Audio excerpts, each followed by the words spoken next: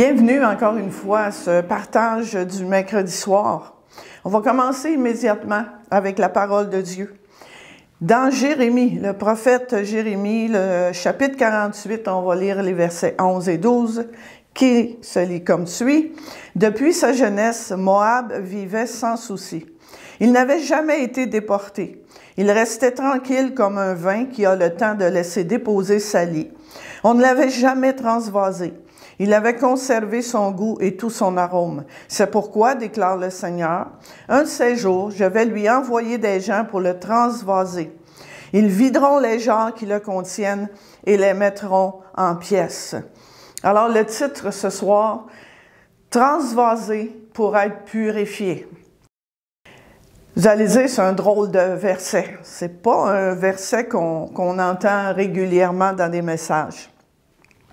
Mais juste pour vous dire comment les gens comprenaient, les gens à qui étaient adressées ces paroles-là, eux autres, ils comprenaient l'image, parce que Moab était reconnu pour ses vignobles.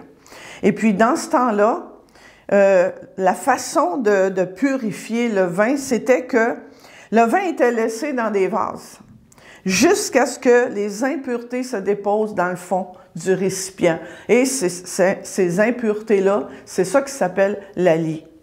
Et ensuite, il était déversé dans un autre vase, jusqu'à ce que les impuretés se déposent au fond du vase. Et ainsi de suite. On continuait ce processus-là jusqu'à ce qu'il ne reste plus aucune lie, aucune impureté dans le fond du vase. Chaque fois que le vin était changé de vase, il devenait plus pur. Et jusqu'au moment où est-ce que cette prophétie-là s'accomplisse, Moab, le verset nous le dit, jouissait de la paix et de la prospérité. Et cette prophétie-là a été donnée à Moab à cause de son orgueil et de son illusion de se croire en sécurité, pour sa confiance en lui-même et son mépris de Dieu. Verset 12, « C'est pourquoi, déclare le Seigneur, un de ces jours, je vais lui envoyer des gens pour le transvaser. Ils videront les jarres ou les contenants ou les vases qui le contiennent et les mettront en pièces. » Peut-être vous dites, « c'est quoi le rapport avec nous, Pasteur Denise? » C'est comme ça que Dieu agit avec nous, pour ôter les impuretés de notre vie. Il nous fait passer d'un vase à un autre. Il nous fait passer par des changements. Il nous fait passer par des situations. Et je vais juste vous partager rapidement un témoignage personnel. En avril 1996, je me souviens tellement de ce moment-là. Le Seigneur m'a donné ces versets, Jérémie 48, versets 11 et 12, dans la version Louis II, qui dit « Moab était tranquille depuis sa jeunesse. Il reposait sur sa lie. Il n'était pas vidé d'un vase dans un autre, et il n'allait pas en captivité. Aussi, son goût lui est resté, et son odeur ne s'est pas changée. C'est pourquoi, voici les jours viennent, dit l'Éternel, où je lui enverrai des gens qui le transvaseront. Ils videront ses vases et feront sauter ses outres. » Je savais que c'était Dieu qui me donnait ce verset-là, c'est clair. Mais je l'ai lu, je l'ai relu, et j'essayais de comprendre, Dieu, qu'est-ce que tu veux me dire au travers ce verset-là, ce passage-là? À ce moment-là, j'ai vécu avec des colocataires à plusieurs reprises. Mais à ce moment-là, je vivais toute seule. J'étais confortable dans mon appartement. Puis, quand la journée finit, tu finis ton travail, tu t'en vas chez vous, tu vis toute seule, tu es tranquille. Il n'y a personne pour te confronter. Personne à qui rendre des comptes.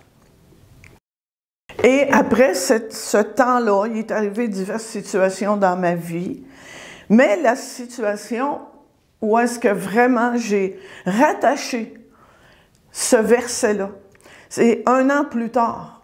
Un an plus tard, j'ai eu une offre pour aller demeurer, dans une famille. Et c'était vraiment pas prévu. C'était pas prévu dans mon parcours. C'était pas, je m'attendais pas à ça. Mais je savais à l'intérieur de moi que c'était Dieu. De partir à vivre seul, aller vivre dans une famille, ça change tes habitudes. Ça a changé mes habitudes. Ça a travaillé mon caractère. Mais je savais que c'était Dieu. Et vous avez sûrement déjà entendu ça. Quand on donne notre vie à Jésus, quand on est nouveau, quand on a déjà entendu ça, que Dieu, il nous prend, il nous accepte tel qu'on est, avec tout notre passé, avec tout ce qu'il y a dans notre vie. Mais ça nous dit que Dieu nous aime trop pour nous laisser comme ça. Et le but de Dieu, on va lire dans Romains 8, 29, « En effet, ceux que Dieu a choisis d'avance, il a aussi décidé d'avance de les faire ressembler à son Fils. Ainsi, son Fils sera l'aîné d'une grande famille. » À moins d'être comme Jésus et de faire les œuvres qu'il a faites, eh bien, le processus de changement, le processus d'être purifié, ben, il n'est pas fini dans ma vie. Et il n'est pas fini dans ta vie non plus, à moins que tu sois rendu comme Jésus. Et je peux m'attendre que ce processus-là de changement va durer toute ma vie. Mais c'est certain, en tout cas, ça devrait être comme ça. Ça serait normal que ce soit comme ça. Quand ça fait plusieurs années que tu vis pour Dieu, que tu marches avec le Seigneur, bien, à chaque fois que tu es transvasé, à chaque changement, mais il y a moins d'impureté. Il y a moins d'impureté dans ta vie, il y a moins d'impureté dans ma vie. Et durant toutes ces années-là, pendant près de 27 ans, là, j'ai vécu avec quelqu'un. Mais en 2023, il y a un an, j'ai déménagé encore. Puis je sais encore une fois que c'est Dieu. Mais c'est un autre changement. Ça amène ça amène à travailler d'autres choses dans ma vie. Vous savez, il y a des gens, ils aiment ça changer. Il y a des gens qui changent tout le temps. Ils ne sont pas bien où ils sont. Ils aiment le changement. Il y a des gens qui aiment ça, le changement. Mais il y a plusieurs personnes qui n'aiment pas ça, le changement. Parce que le changement, ça nous sort de notre confort. Le changement, ça nous fait perdre nos repères. C'est pour ça que quand on vit des changements, quand il y a des situations qui nous amènent à faire des changements, il faut s'attendre pleinement à Dieu. Il faut vraiment faire confiance à Dieu. Il faut se remettre totalement entre les mains de notre Créateur. C'est un peu ça que Dieu ici a dit à Moab, là, « Je vais te rendre inconfortable. Je vais te sortir de ta zone de confort. Parce que là, tu es tellement bien, là, que tu ne changes pas. Tu ne changes pas. Mais Dieu, il a dit, je vais te rendre inconfortable pour t'apprendre à être humble. » Parce que vous vous souvenez au début, ça dit que cette parole-là, cette prophétie-là a été envoyée, a été donnée à Moab à cause de son orgueil. Parce qu'il se croyait en sécurité par lui-même. Alors Dieu dit, je vais t'apprendre à être humble, à te de moi. Et on parle de changement. Il y a des changements qui sont dans ma vie qui peuvent être les résultats des attaques du diable. Là. Mais on a un Dieu qui n'est pas, même au travers de ces changements-là, qui ne viennent pas de lui, ou peu importe, Dieu est capable de travailler dans ma vie et de changer ces choses-là pour mon bien, de me faire grandir au travers de ces situations-là. Puis on ne le réalise pas toujours, mais il y a des changements, des situations dans ma vie que c'est suite à mes prières. Vous savez, on prie des fois, là, on prie, puis on réalise pas nécessairement tout l'impact de nos paroles, de nos prières ou de nos chants. Vous savez, vous connaissez probablement le chant qui dit « Change mon cœur, ô Dieu, rends-le pur et vrai, rends-le comme le tien, purifie-moi, transforme-moi. » Mais comment est-ce que Dieu fait ça? Dieu le fait au travers les situations de ma vie, au travers les changements qui surviennent dans ma vie, qui ne sont pas toujours prévus, des fois qui sont même frustrants. Mais Dieu, au travers de ça, me purifie, il me transvase. Vous savez, ça peut être changer de travail. C'est insécurisant, changer de travail. Ça peut être changer de poste au travail, changer d'horaire. Juste changer d'horaire. Et tout ce qui vient changer mes habitudes, là, qui me dérange, qui dérange ma routine. Ça peut être des changements dans l'Église. Vous savez, depuis les dernières années, on a vécu beaucoup de changements dans l'Église, à différents niveaux. Comment est-ce que moi je vis ça? Des choses que je fais depuis tellement d'années de la même façon. Puis là, ça se peut que Dieu dise, bien là, tu dois changer. C'est le temps que tu changes.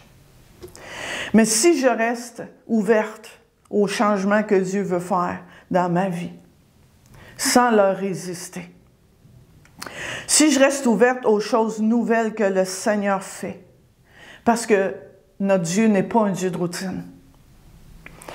Dieu fait continuellement des nouvelles choses. Mais si je reste ouverte aux choses nouvelles que le Seigneur fait, même si je ne les comprends pas toujours,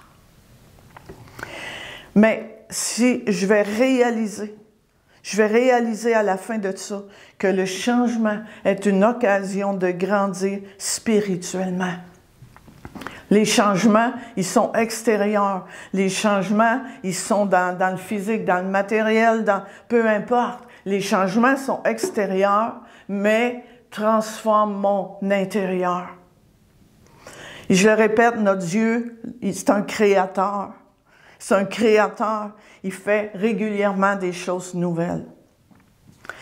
Et je termine en te posant une question. Est-ce qu'il y a un changement? Est-ce qu'il y a une chose nouvelle que Dieu veut faire dans ta vie, mais tu résistes? Tu résistes parce que tu sais que ça te sort de ton confort, ça te rend inconfortable, ça te rend insécure. Tu vas perdre tes repères. Pour toutes sortes de raisons, tu résistes. Mais Dieu te dit aujourd'hui, fais-moi confiance. Fais-moi confiance. Je serai avec toi dans le processus. Et on va terminer avec le chant. Tu es ma source. Tu es ma source, tu es mon bien. Quand je me perds, tu prends ma main. Alors, juste t'encourager à lâcher prise, dans un sens. Et vraiment faire confiance à Dieu. Tout ce que Dieu fait dans ta vie, dans ma vie, c'est pour notre bien. C'est pour nous amener encore plus loin, pour nous emmener encore davantage à ressembler à Jésus.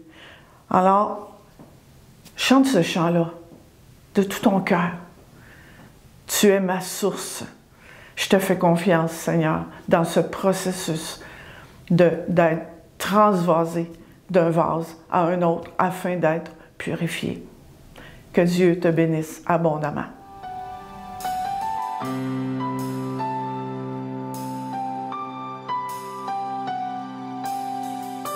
Je te prie et tu entends ma voix. Amen. Je fléchis les genoux devant toi. J'ai besoin que tu traces un nouveau chemin. Tant besoin que tu sois mon puissant soutien. Tu es ma source, tu es mon bien. Quand je me perds, tu prends ma main, tu me relèves de la poussière dans le désert. Tu me diriges vers ta lumière, Seigneur. Tu es mon Père, tu restes Dieu dans mon désert.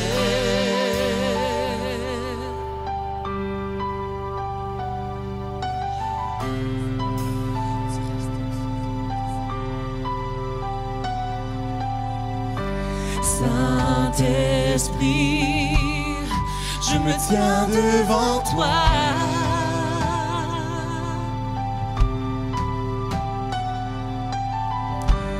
À l'abri, dans le creux de tes mains, j'ai besoin de ton feu qui me purifie.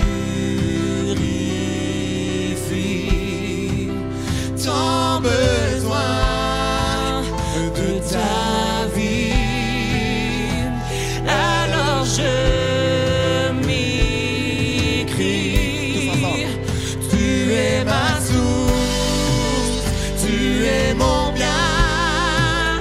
Quand je me perds, tu prends ma main, tu me relèves de la poussière dans le désert. Tu me diriges vers ta lumière, Seigneur.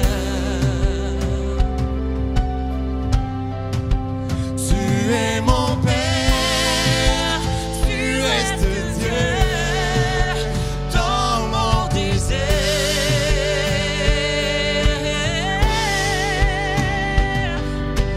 Rien ne me séparera de ton amour. Alpha, Oméga, tu régneras toujours. Enfin. Rien ne me séparera de ton amour. Alpha, Oméga, tu régneras toujours.